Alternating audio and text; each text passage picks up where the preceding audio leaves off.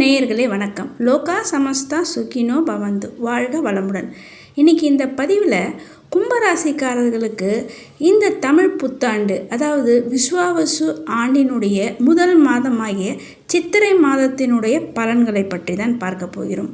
முதல்ல கும்பராசிக்காரர்களுக்கு இந்த சித்திரை மாதத்திற்கு உண்டான பலன்களும், இந்த சித்திரை மாதத்தில் கும்பராசிக்காரர்கள் கவனமாகவும் எச்சரிக்கையாகவும் இருக்க வேண்டிய நாட்கள், அதன் பிறகு இந்த சித்திரை மாதத்தில் செய்ய வேண்டிய எளிய பரிகாரங்களை பற்றியும், அதனைத் தொடர்ந்து இந்த புத்தாண்டு, அதாவது இந்த விஸ்வாவசு ஆண்டினுடைய சித்திரை மாதத்தினுடைய கிரக நிலைகளையும், அந்த சித்திரை மாதத்திற்கு உண்டான சிறப்பு விசேஷ நாட்களை பற்றி தான் இந்த பதிவினில் பார்க்கவிருக்கிறோம். இதுவரை நமது சேனலை சப்ஸ்கிரைப் செய்யாத அன்பர்கள் சப்ஸ்கிரைப் செய்து பெல் பட்டனை அழுத்தி தொடர்ந்து இணைந்து ஆதரவு தர அன்புடன் கேட்டுக்கொள்கிறேன். சனி பகவானை ராசிநாதனாக கொண்ட கும்பராசி அன்பர்கள், அதாவது கும்பராசி அப்படின்னா இந்த காலச்சக்கரத்தில் 11ஆம் இடம் தான் இந்த கும்பராசி. மகர ராசிக்கும் மீன ராசிக்கும் நடுவில் இருக்கக்கூடிய கும்பராசி மண்டலம். இந்த கும்பராசி மண்டலத்தில் 9 பாதங்கள், அதாவது அவிட்ட நட்சத்திரம் 3-4 பாதங்களும், சதயம் 1 முதல் 4 பாதங்கள், பூரட்டாதி 1, 2, 3 பாதங்கள், இந்த 9 பாதங்களும் அடங்கியது தான் கும்பராசி மண்டலம். இந்த கும்பராசிக்காரர்களை பொறுத்தவரை இவர்கள் கும்பத்தில் இட்ட விளக்கை போல் பிரகாசிக்கக்கூடியவர்கள். ஆனால் விளக்கை தூண்டிவிட்டால் தான் அது பிரகாசமாக ஒளிரும். அதாவது விளக்கை தூண்டிவிட்டோம்னா தான் அந்த ஒளி நல்ல பிரகாசமாக இருக்கும்.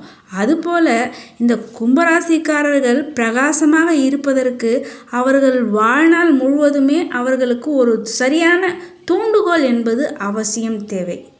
கும்பராசிக்காரர்களை பொறுத்தவரை மனதில் எப்பொழுதும் ஏதாவது ஒரு இரகசியங்களை அவர்கள் மனதுக்குள்ளேயே வைத்திருப்பார்கள். மற்றவர்களிடம் வெளிப்படையாக எதையுமே சொல்ல மாட்டாங்க, வெளியில் எதையுமே காட்டிக்கொள்ள மாட்டாங்க. ஆனால் நல்ல கடின உழைக்கக்கூடியவர்கள். இந்த கும்பராசிக்காரர்கள் கிட்ட பொறுத்த வரைக்கும் ஏதாவது ஒரு வேலையை கொடுத்தோம்னா அவர்கள் அந்த வேலையை கண்ணும் கருத்துமா அந்த சொன்ன நேரத்தில், குறிப்பிட்ட நேரத்தில், கரெக்டாக சரியான நேரத்தில் அந்த வேலையை, கொடுத்த வேலையை முடிக்கக்கூடிய ஆற்றல் இவர்களுக்கு இருக்குது. எவ்வளோ கடினமான வேலையாக இருந்தாலும் அதை எளிதில் இவர்களை நம்பி ஒப்படைத்தோம்னா கும்பராசிக்காரர்கள் அந்த வேலையை சரியான நேரத்தில் நல்ல திறமையாக முடித்து தரக்கூடிய அந்த சக்தியும் ஆற்றலும் திறமையும் இவர்களுக்கு நல்லா அதிகமாகவே இருக்கும். நல்ல தைரியசாலிகள் தான். ஆனால் இவர்கள் என்ன பண்ணுவாங்கன்னா, இவர்களுக்கு யாரையாவது ஒருத்தரை ரொம்ப பிடிச்சிருச்சு அப்படின்னா அவர்களை தலையில் தூக்கி வச்சு கொண்டாடுவாங்க. ஆனால் இவர்களுக்கு பிடிக்கல ஏதாவது ஒரு காரணத்திற்காக, அந்த காரணம் நியாயமான காரணமாக இல்லையா அப்படின்லாம் அதை ஆராய்ந்தெல்லாம் பார்க்க மாட்டார்கள். இவர்களுக்கு பிடிக்கலன்னா அவர்களை ரொம்பவும் உதாசீனப்படுத்திடுவாங்க. பொதுவாக கும்பராசிக்காரர்களுக்கு வீண் ஆடம்பர செலவு எல்லாம் செய்கிறதெல்லாம் பிடிக்காது. இவர்களை பொறுத்த வரைக்கும் அந்த சோகத்தையும் சந்தோஷத்தையும் ரெண்டுத்தையும் ஒரே மாதிரி தான் பார்ப்பாங்க. ரொம்ப முன்கோபம் அதிகமாக வரக்கூடிய இந்த கும்பராசி அன்பர்களுக்கு இந்த சித்திரை மாதம் எப்படி இவர்களுக்கு இருக்க போகுது, அதாவது இந்த விஸ்வாவசு ஆண்டினுடைய முதல் மாதமாகிய இந்த சித்திரை மாத பிறப்பு கும்பராசிக்காரர்களுக்கு என்னென்ன விதமான சாதகமான பலன்களும், எந்தெந்த விஷயத்தில் அவர்கள் எச்சரிக்கையுடன் கவனமாக இருக்கணும் அப்படின்றத பற்றி இந்த பதிவில் தெளிவாக பார்க்கலாம். பதிவை ஸ்கிப் செய்யாமல் தொடர்ந்து இணைந்து முழுவதுமாக கேட்கும்போது தான் இந்த பதிவில் சொல்லப்படக்கூடிய அனைத்து விஷயங்களும் நல்ல தெளிவாக உங்களுக்கு புரிய வரும். கும்பராசிக்காரர்களை பொறுத்தவரை உங்களுடைய ராசிநாதன் உங்களுடைய தனஸ்தானமான மீனத்தில் சஞ்சாரம் செய்யக்கூடிய, அதாவது 7.5 சனியினுடைய கடைசி காலகட்டம் பாதச்சனி, அதாவது சனிப்பெயர்ச்சி தற்சமயம் தான் நடைபெற்றது. அந்த சனிப்பெயர்ச்சியுடன் சேர்ந்து அந்த 7 கிரக சேர்க்கை, சூரிய கிரகணம், இதை பற்றியெல்லாம் ஒரு தனி பதிவுமே போட்டிருக்கோம் நம்ம சேனலில். இது வரைக்கும் பார்க்காதவங்க அந்த பதிவையும் நீங்கள் சென்று பார்த்தீங்கன்னா அதில் சொல்லியிருக்கக்கூடிய விஷயங்களும் உங்களுக்கு தெளிவாக புரிய வரும். கும்பராசிக்காரர்களை பொறுத்தவரை உங்களுடைய ராசிக்கு 4ஆம் இடத்திற்கும் 9ஆம் இடத்திற்கும் அதிபதியான சுக்கிர பகவான் தற்சமயம் மீன ராசியில் கும்பராசிக்கு 2ஆம் இடமான தன வாக்கு குடும்பஸ்தானத்தில் சுக்கிர பகவான் உச்சமடைந்து இருக்கக்கூடிய இந்த சமயம் அப்படின்றது உங்களுக்கு ஒரு சிறப்பான காலகட்டம் அப்படின்னே சொல்லலாம். அதாவது கும்பராசிக்கு 2ஆம் இடமான அந்த தனஸ்தானத்தில் கும்பராசிக்காரர்களுக்கு அதாவது 4ஆம் இடமான சுகஸ்தானத்திற்கும் 9ஆம் இடமான அந்த லாபஸ்தானத்திற்கும் அதிபதியான சுக்கிர பகவான் கும்பராசிக்கு 2ஆம் இடமான தனஸ்தானத்தில் உச்சம் பெற்று இருக்கிறதும், அந்த 2ஆம் இடமான அந்த தனஸ்தானத்திற்கு அதிபதியான குரு பகவான் கும்பராசிக்காரர்களுக்கு 4ஆம் இட அதிபதியான அந்த ரிஷப ராசி, அந்த ராசியினுடைய அதிபதி சுக்கிரன், அந்த இடத்துல அந்த சுக்கிரனுடைய வீட்டில் குரு பகவானும் குரு பகவானுடைய வீட்டில் சுக்கிர பகவான், இப்படி தனாதிபதியும் சுகாதிபதியும் மாறி இருக்கக்கூடிய இந்த பரிவர்த்தனை யோகம் என்பது கும்பராசிக்காரர்களை பொறுத்தவரை இந்த மாதத்தில் நல்ல பணவரவு, வீடு வாசல், அதாவது இதுவரை வாங்க வேண்டும் அப்படின்னு நினச்சிருந்தவங்களுக்கு அந்த வீடு வாசல் நிலம் இதெல்லாம் வாங்கக்கூடிய அமைப்பு இது நிச்சயமாக ஏற்படும். உடல் உழைப்பு ஆனால் அதிகரிக்கும். மன அழுத்தம் இந்த காலகட்டத்தில் கும்பராசிக்காரர்களுக்கு ஏற்படக்கூடிய அமைப்பு. உடல் ஆரோக்கியத்தில் நீங்கள் கட்டாயம் இந்த காலகட்டத்தில் கும்பராசிக்காரர்கள் கவனமாகவும் எச்சரிக்கையுடனும் இருக்கணும். தேவையற்ற கடனில் கடன் வாங்குறத இந்த மாதம் முழுவதும் நீங்கள் தவிர்க்கிறது மிகவும் நல்லது. கும்பராசிக்காரர்களை பொறுத்தவரை இந்த மாதத்தில் இந்த எதிர்பாலினத்தவரால் சில பிரச்சனைகள் ஏற்படக்கூடிய வாய்ப்பு என்பது இருக்குது. அதனால் நீங்கள் சற்று எச்சரிக்கையுடனும் கவனத்துடனும் இருந்தால் இந்த மாதம் பொறுத்தவரை உங்களுக்கு சிறப்பாக இருக்கும். நீங்கள் எந்த ஒரு செயலை செய்கிறதாக இருந்தாலும் இந்த மாதத்தில் ஒரு முறைக்கு இருமுறை சிந்தித்து நல்ல யோசனையுடன் அந்த வேலையில் நீங்கள் ஈடுபடணும். மாணவர்கள் இந்த சித்திரை மாதத்தை பொறுத்தவரை நல்ல கல்வியில், அதாவது உயர்கல்வி போட்டித் தேர்வு எழுதக்கூடிய மாணவர்களாக இருந்தால் சற்று அதிக கவனத்துடனும் அக்கறையுடனும் நீங்கள் கல்வியில் முயற்சி செய்தீங்கன்னா தான் இந்த மாதத்தில் உங்களுக்கு நல்ல நீங்கள் நினைத்த அளவுக்கு வெற்றி என்பது உண்டாகும். இந்த சித்திரை மாதத்தை பொறுத்தவரை கும்பராசிக்காரர்களுக்கு 2ஆம் அதிபதி 4ஆம் அதிபதி பரிவர்த்தனையினால் இந்த மிகப்பெரிய அந்த பரிவர்த்தனை யோகம் தரக்கூடிய அமைப்பு என்பது நிச்சயமாக ஏற்படும். ஏன்னா சித்திரை மாதம் பிறந்து ஒரு 4 நாள் தான் சுக்கிர பகவான் நீச்சத்தில் இருப்பார். அதன் பிறகு அவர் சுக்கிர பகவான் உச்சம் அடையக்கூடிய அமைப்பு. உச்சமடைந்த சுக்கிர பகவான் தனஸ்தானத்தில் இருக்கிறது பொருளாதாரத்தில் மிகப்பெரிய சிறப்பான பலன்களை எல்லாம் தரக்கூடிய ஒரு காலகட்டம் தான். அடுத்ததாக இந்த சித்திரை மாதத்தை பொறுத்தவரை ராகு கேது பெயர்ச்சி, குரு பெயர்ச்சி இது ரெண்டுமே நடைபெற போகுது. ராகு பகவானை பொறுத்தவரை கும்பராசிக்காரர்களுக்கு மீனத்திலிருந்து உங்களுடைய ராசியிலேயே சஞ்சாரம் செய்யக்கூடிய அமைப்பும், அதாவது இதுவரை கும்பராசிக்காரர்களுக்கு 2ஆம் இடமான தன வாக்கு குடும்பஸ்தானத்தில் இருந்து வந்த ராகு பகவான் இந்த ராகு கேது பெயர்ச்சியில் உங்களுடைய ராசியான கும்பத்திற்கே ராகு பகவான் பின்னோக்கி அவருடைய பயணத்தை துவங்குவார். அதே போல் இதுவரைக்கும் கன்னி ராசியில், அதாவது கும்பராசிக்காரர்களுக்கு 6ஆம் இடமான கன்னி ராசியில் சஞ்சரித்து வந்த கேது பகவான் இந்த பெயர்ச்சியினால் உங்களுடைய ராசிக்கு 7ஆம் இடமான கலத்திரஸ்தானமான சிம்ம ராசியில் கேது பகவானுடைய சஞ்சாரமும், அதே போல் குரு பெயர்ச்சி இதுவரைக்கும் கும்பராசிக்காரர்களுக்கு 4ஆம் இடமான சுகஸ்தானத்தில் இருந்து வந்த, அதாவது சுகஸ்தானமான ரிஷபத்தில் இருந்து வந்த குரு பகவான் 5ஆம் இடமான பூர்வ புண்ணியஸ்தானமான மிதுனத்துக்கு சஞ்சாரம் செய்யக்கூடிய அமைப்பு. கும்பராசிக்காரர்களுக்கு 2ஆம் இடமான அந்த மீனத்தில் சுக்கிர பகவான் அந்த தனஸ்தானத்தில் உச்சம் அடையக்கூடிய அமைப்பு என்பது தாய் வழி சொத்துக்கள் உங்களுக்கு இதுவரை ஏதாவது வராமல் சில பிரச்சனைகளாக இருந்தால் அதையெல்லாம் தீர்ந்து உங்களுக்கு அந்த தாய் வழி சொத்துக்கள் வரக்கூடிய அமைப்பும், புதிய நிலம் வீடு கட்டுற அமைப்பு என்பது நிச்சயமாக ஏற்படும். அடுத்ததாக கும்பராசிக்காரர்களுக்கு 3ஆம் இடமான அந்த முயற்சி ஸ்தானம் சொல்லுவாங்க இல்லையா, அந்த முயற்சி ஸ்தானாதிபதி செவ்வாய் பகவான், அவர் தான் தொழில் ஸ்தானாதிபதி. கும்பராசிக்காரர்களை பொறுத்தவரை 3ஆம் இடமான முயற்சி ஸ்தானாதிபதி 10ஆம் இடமான தொழில் ஸ்தானாதிபதியான செவ்வாய் பகவான் கும்பராசிக்காரர்களுக்கு 6ஆம் வீடான மறைவு ஸ்தானம், அதாவது கடகத்தில் நீச்சம் பெற்று இருக்கக்கூடிய அமைப்பும் இந்த சித்திரை மாதத்தில் இருக்கிறது. உங்களுடைய தொழில் வேலை செய்கிற இடத்துல புதிய முயற்சிகளில் நீங்கள் யோசித்து செயல்படுறதோடு மட்டுமல்லாமல் சற்று பொறுமையை நீங்கள் நிச்சயமாக கடைபிடிக்கணும். புதிய தொழில் அல்லது வேலையை மாற்றக்கூடிய எண்ணங்கள் இருக்கக்கூடிய கும்பராசிக்காரர்கள் இந்த மாதத்தை பொறுத்தவரை நீங்கள் அந்த முயற்சியில் ஈடுபடாமல் அடுத்த மாதத்தில் நீங்கள் அந்த முயற்சிக்கு செய்வது உங்களுக்கு சிறப்பாக இருக்கும். தேவையற்ற பிரச்சனைகள், வம்பு வழக்குகள் அதிகரிக்கக்கூடிய வாய்ப்பு இந்த சித்திரை மாத காலகட்டத்தில் இருக்கிறதுனால கும்பராசிக்காரர்கள் எந்த ஒரு விஷயத்துலையும் நீங்கள் பொறுமையும் நிதானத்தையும் நிச்சயமாக கடைபிடிக்கணும். உடல் ஆரோக்கியத்தில் கட்டாயமாக நீங்கள் மிகுந்த அக்கறையுடன் இருக்க வேண்டிய காலகட்டம் இந்த சித்திரை மாதம். இந்த சித்திரை மாதத்தில் நடக்கக்கூடிய ஒரு முக்கியமான கிரக பெயர்ச்சி அப்படின்னா இந்த ராகு கேது பெயர்ச்சி. இந்த ராகு கேது பெயர்ச்சியை பொறுத்தவரை கும்பராசிக்காரர்களுக்கு சில விஷயங்களில் ஏற்றத்தையும் சில விஷயங்களில் நீங்கள் கவனத்துடனும் எச்சரிக்கையுடன் இல்லாவிட்டால் அதில் உங்களுக்கு ஏமாற்றத்தையும் தரக்கூடிய அமைப்பு தான் ஏற்படும். இந்த சித்திரை மாதத்தை பொறுத்தவரை கும்பராசிக்காரர்களுக்கு அந்த ராகு கேது பெயர்ச்சி நடைபெற்றவுடன் ஜென்ம ராசியில் ராகுனுடைய சஞ்சாரமும் 2ஆம் இடமான தன வாக்கு குடும்பஸ்தானத்தில் சனி பகவான், அதாவது உங்களுடைய ராசிநாதன் 7.5 சனியினுடைய கடைசி காலகட்டம் 2.5 ஆண்டுகளும் அந்த மீன ராசியிலே தான் சனி பகவான் சஞ்சாரம் செய்யக்கூடிய அமைப்பு. மாத கிரகங்களை பொறுத்தவரை இந்த சித்திரை மாதத்தில் சூரிய பகவான் மேஷ ராசியில், அதாவது உச்சம் பெற்று இருக்கக்கூடிய அமைப்பு. சுக்கிர பகவானும் உச்சமடைந்து உங்களுடைய தன வாக்கு குடும்பஸ்தானத்திலே சஞ்சாரம் செய்யக்கூடிய அமைப்பு. புதன் பகவான், செவ்வாய் பகவான் இந்த 2 கிரகங்களுமே இந்த சித்திரை மாதத்தில் நீச்சம் பெற்று இருக்கக்கூடிய அமைப்பு.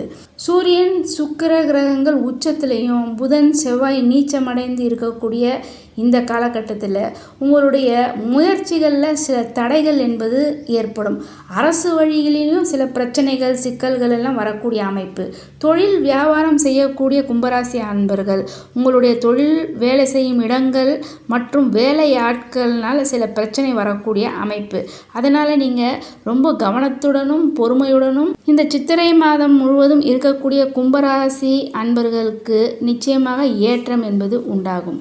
அது மட்டும் இல்லாமல் இந்த சித்திரை மாதத்தை பொறுத்தவரை இந்த ராகு பகவான், அதாவது ராகு கேது பெயர்ச்சிக்கு பின்னர் உங்களுடைய ராசியிலே சஞ்சாரம் செய்யக்கூடிய காலகட்டம். அந்த சமயத்தில் ராகு பகவானுடைய 3ஆம் பார்வை உங்கள் ராசிக்கு 3ஆம் இடத்துல தற்சமயம் இந்த சித்திரை மாதத்தில் உச்ச நிலையில் இருக்கக்கூடிய சூரியனை பார்ப்பது, அதாவது இந்த அசுப கிரக பார்வை என்பது உங்களுடைய முயற்சிகளில் தடை உண்டாக்குறது மட்டும் இல்லாமல் அரசு அரசாங்க வேலையில் இருப்பவர்கள் அல்லது அரசாங்க வழியில் உங்களுக்கு சில மோதல் போக்கு, வம்பு வழக்குகள்லாம் ஏற்படக்கூடிய அமைப்பு. அதனால் நீங்கள் எப்பயும் இந்த மாதம் முழுவதுமே சித்திரை மாதத்தில் மிகுந்த எச்சரிக்கையுடன் இருக்கணும். அது மட்டுமல்லாமல் இந்த 7ஆம் அதிபதியான சூரிய பகவான் கும்பராசிக்காரர்களுக்கு 3ஆம் இடத்தில், அதாவது உங்களோட முயற்சி ஸ்தானத்தில் உச்சம் பெற்றிருக்கக்கூடிய இந்த நேரத்தில் ராகுவினுடைய பார்வையும் அந்த சூரிய பகவான் மேலே இருக்கும்போது கணவன் மனைவிக்குள்ள சில கருத்து வேறுபாடுகள் ஏற்படக்கூடிய அமைப்பு. அதனால் ஒற்றுமையுடன் இருக்கிறதுக்கு நீங்கள் உங்களுடைய குடும்பத்தில் உங்களுடைய வாழ்க்கை துணையிடம் நீங்கள் சற்று பொறுமையை இந்த மாதம் முழுவதுமே கடைப்பிடிக்கணும். பொறுமையும் நிதானத்தையும் கடைப்பிடித்தீங்கன்னா குடும்பத்தில் உங்களுக்கு நிம்மதி, மகிழ்ச்சி என்பது இருக்கும். இந்த சித்திரை மாதத்தை பொறுத்தவரை கும்பராசிக்காரர்கள் உடல் ஆரோக்கியத்தில் நிச்சயமாக அக்கறையுடன் இருக்கணும். ஏன்னா உடல் ஆரோக்கிய குறைபாடு ஏற்படக்கூடிய அமைப்பு இருக்கிறது. கணவன் மனைவியை பொறுத்தவரை ஏதாவது சின்ன விஷயம் அப்படின்னா கூட தேவையற்ற வாக்குவாதங்களில் ஈடுபட்டிங்கன்னா, விட்டு கொடுத்து போனீங்கன்னா எந்த பிரச்சனையும் வராது. நீங்கள் அதில் ஏதாவது ஒரு வீண் விவாதம், யாராவது ஒருத்தர் அமைதியாக இல்லாமல் நீங்கள் தொடர்ந்து பேச்சு வார்த்தையில் ஈடுபட்டிங்கன்னா அதில் மிகப்பெரிய பிரச்சனைகள்லாம் கணவன் மனைவிக்குள்ளே ஏற்படுறதுக்கு இந்த மாதத்தில் இருக்குது.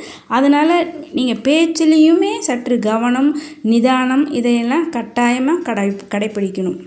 இந்த சித்திரை மாதத்தில் சூரிய பகவான் உச்சமடைந்து அந்த 3ஆம் இடமான முயற்சி ஸ்தானத்தில் இருக்கக்கூடிய இந்த நேரத்தில் நீங்கள் குடும்பத்தில் நிச்சயமாக கவனமுடனும் எச்சரிக்கையுடனும் அமைதியுடனும் நிதானத்துடனும் இருக்கணும். ஏன்னா நீங்கள் ஒருத்தர் பேசுகிறது தேவையற்ற, அது சிறிய விஷயமாக தான் இருக்கும். அதை தேவையில்லாமல் தப்பாக புரிந்து கொண்டு அதாவது மிஸ் அண்டர்ஸ்டாண்டிங்னு சொல்லுவாங்க இல்லையா, அந்த மாதிரி தவறாக புரிந்து கொண்டு அந்த ஒரு ஒன்றுமே இல்லாத ஒரு சிறிய விஷயம் அது ஒரு பூதாகரமான ஒரு மிகப்பெரிய பிரச்சனையாக உருவெடுக்கிறதுக்கு உண்டான வாய்ப்பு இந்த சித்திரை மாதத்தில் இருக்குது.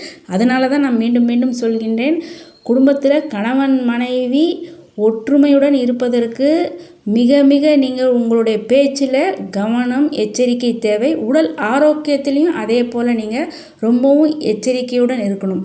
தேவையற்ற வீண் விவாதங்களை நீங்கள் தவிர்த்தாலே இந்த சித்திரை மாதத்தை பொறுத்த வரைக்கும் மிகப்பெரிய பிரச்சனைகள் எதுவுமே வராது. அடுத்ததாக கும்பராசிக்காரர்களுக்கு தொழில் ஸ்தானாதிபதி முயற்சி ஸ்தானாதிபதியான செவ்வாய் பகவான் 6ல், அதாவது 6ஆம் இடமான கடகத்தில் நீச்சம் பெற்று இருக்கிறதுனால தொழில் வேலை வியாபாரம் செய்கிற இடங்களில் உங்களுக்கு உங்கள் கீழே வேலை செய்கிறவங்களா இருந்தாலோ அல்லது நீங்கள் வேலை செய்கிற இடத்துல உங்களுடைய மேலதிகாரிக்கிட்ட கருத்து வேறுபாடு உண்டாகிறதுக்கு உண்டான அமைப்பு இருக்குது. அதனால் நீங்கள் அமைதி, பொறுமை, நிதானம் இதை நீங்கள் கடைப்பிடித்தீங்கன்னா தான் இந்த காலகட்டம் உங்களுக்கு சுமூகமாக இருக்கக்கூடிய அமைப்பு ஏற்படும். பொருளாதாரத்தில் பெரிய பிரச்சனை எதுவுமே இருக்காது. அப்படி பிரச்சனை இல்லாமல் இருப்பதற்கு இந்த சித்திரை மாதம் முழுவதுமே கும்பராசிக்காரர்கள் நான் சொன்ன மாதிரி அமைதி, பொறுமை, நிதானம், அன்பு, பணிவு இதையெல்லாம் கடைப்பிடித்தீங்கனாலே நீங்கள் வேலை, தொழில், வியாபாரம் செய்கிற இடத்துங்கள உங்களுக்கு எந்தவித மிகப்பெரிய பிரச்சனையோ பாதிப்போ நிச்சயம் ஏற்படாது. கும்பராசிக்காரர்கள் இந்த சித்திரை மாதத்தில் கவனத்துடன் எச்சரிக்கையுடன் இருக்க வேண்டிய நாட்கள் அப்படின்னு பார்த்தா 7/5/2025, அதாவது மே மாதம் 7ஆம் தேதி, 8ஆம் தேதி, 9ஆம் தேதி. 7ஆம் தேதி அதாவது இரவு நள்ளிரவு முதல் உங்களுக்கு சந்திராஷ்டம நாள் ஆரம்பிக்கிறது. இந்த சந்திராஷ்டமம் நாளில் ஏன் நீங்கள் கவனத்துடன் எச்சரிக்கையுடன் இருக்கணும்னா, சந்திராஷ்டமம் அப்படின்னாலே சந்திரன் அதாவது மனோகாரகன். இந்த நாளில் நீங்கள் ஏதாவது ஒரு புதிய முயற்சியோ இல்லை ஏதாவது புதிய முடிவு ஏதாவது எடுக்கலான்னு நினச்சிங்கன்னா அது உங்களுக்கு ஒரு அந்த மனக்குழப்பமான ஒரு நிலையில் நீங்கள் எடுக்கக்கூடிய எந்த ஒரு முடிவும் அது சரியானதாக அமையாது.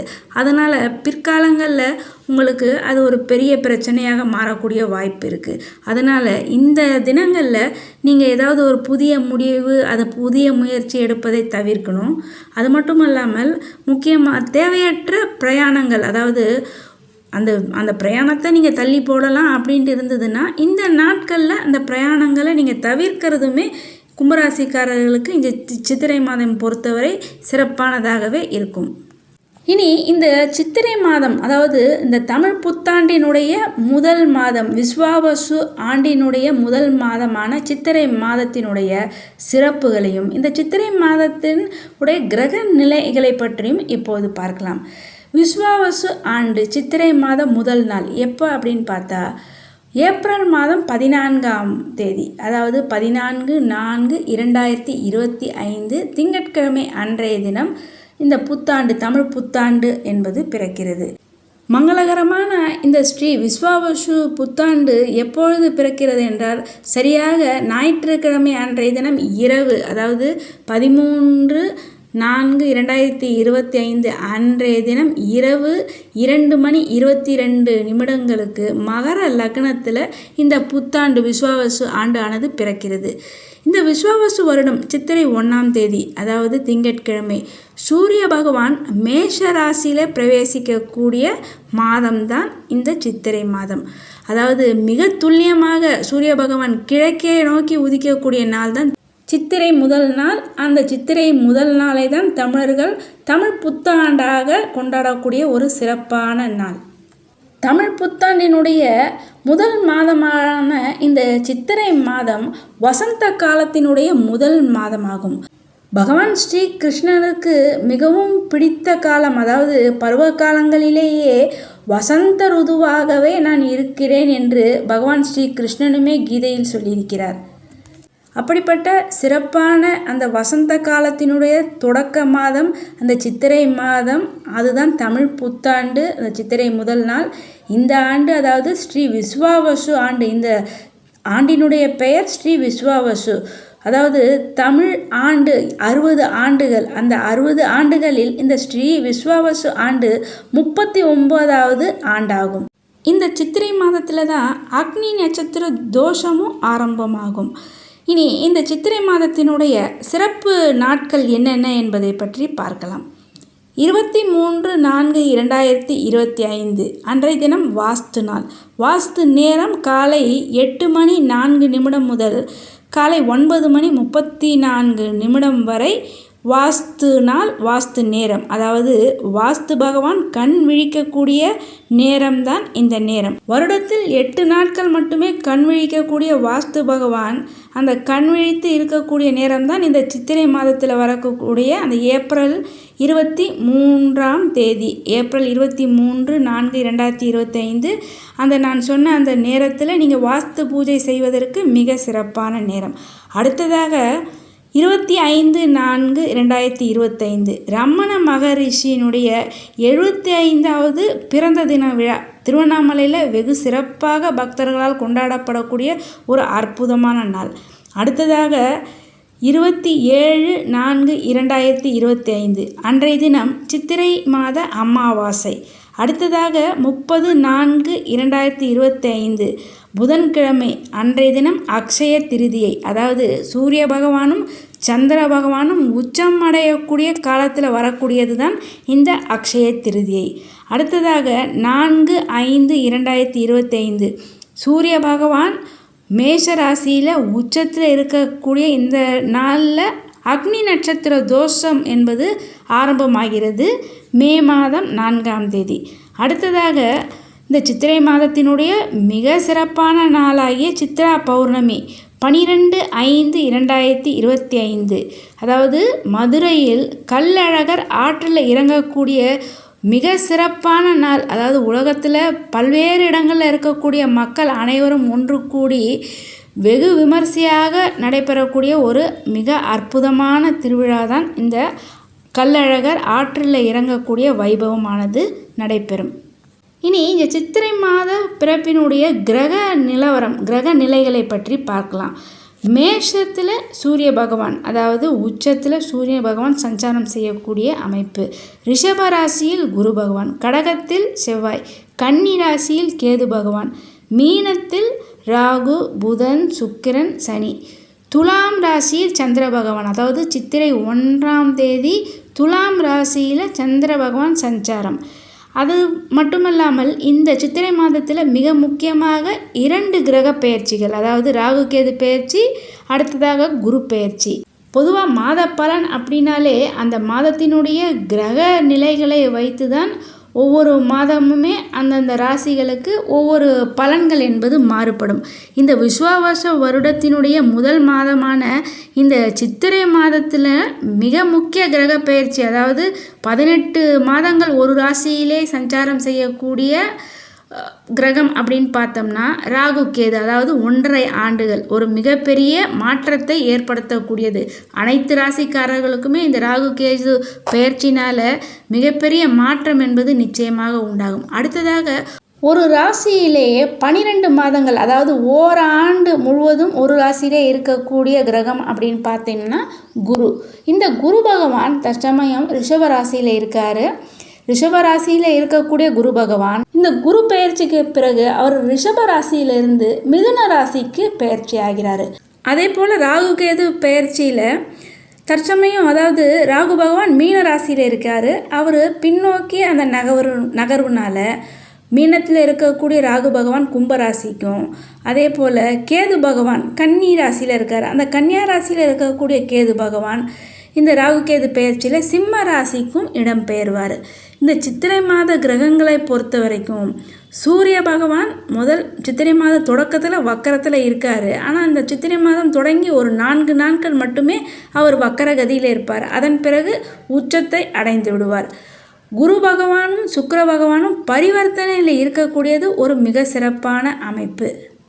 இந்த சித்திரை மாதம் கடைசியில் தான் குரு பெயர்ச்சி நிகழவிருக்கு. அதனால் குரு பெயர்ச்சி அந்த நாள் வரைக்குமே சுக்கிர பகவானும் குரு பகவானும், அதாவது குரு பகவானுடைய வீட்டில் சுக்கிர பகவான் மீனராசியிலையும், சுக்கிர பகவானுடைய வீடான ரிஷபத்தில் குரு பகவானும் மாறி இருப்பது இது ஒரு மிக சிறப்பான பரிவர்த்தனை யோகம். இந்த பரிவர்த்தனை யோகம் என்பது ஆட்சி பெற்றதற்கு சமமான ஒரு அமைப்பு தான். சுக்கிர பகவான் உச்சம் அடையக்கூடிய அமைப்பு, வக்கர நிவர்த்தி அடையக்கூடிய அமைப்பு என்பது இந்த சித்திரை மாதத்தை பொறுத்தவரை மிக சிறப்பான அமைப்பு. புத பகவானை பொறுத்தவரை இந்த சித்திரை மாதத்தில், அதாவது 30/4/2025 அன்றைய தினம்தான் மீன ராசியில் நீச்சம் அடைகிறாரு. இது மிக சிறப்பான நீச்சபங்க ராஜயோகத்தை தரக்கூடிய ஒரு அற்புதமான அமைப்பு. கல்விக்கும் ஞானத்திற்கும் அதிபதியான புத பகவான் நீச்சமடைந்து மீன ராசியில் இருக்கக்கூடியதும் இந்த சித்திரை மாதத்தை பொறுத்தவரை ஒரு சிறப்பான அமைப்பு தான். அடுத்ததாக சித்திரை மாதத்தில் மேஷ ராசியில் சூரிய பகவான் உச்சமடைந்து இருக்கிறார். அந்த மேஷ ராசி என்பது செவ்வாயினுடைய வீடு. சூரியனுக்கு வீடு கொடுத்த செவ்வாய் பகவான் இந்த சித்திரை மாதம் முழுவதுமே நீச்சத்தில் தான் இருக்கார். இதுவும் இந்த சித்திரை மாதத்தை பொறுத்தவரை ஒரு மிக சிறப்பான ஒரு கிரக நிலை என்றே சொல்லலாம். எனவே இந்த சித்திரை மாதத்தை பொறுத்தவரை அனைவருக்குமே ஒரு சிறப்பான நல்ல பலன்களை தரக்கூடிய ஒரு அற்புதமான மாதமாகவே இந்த சித்திரை மாதம் அமையவிருக்கிறது. அன்பு நேயர்களே, பயனுள்ள இந்த பதிவை நீங்கள் மட்டும் கேட்டு பயனடையாமல் அனைவரும் பயனடையும் வகையில் அனைவருக்குமே இந்த பதிவினை ஷேர் செய்து, இதுவரை சப்ஸ்கிரைப் செய்யாத அன்பர்கள் சப்ஸ்கிரைப் செய்து பெல் பட்டனை அழுத்தி தொடர்ந்து இணைந்து ஆதரவு தர அன்புடன் கேட்டுக்கொள்கிறேன். நன்றி.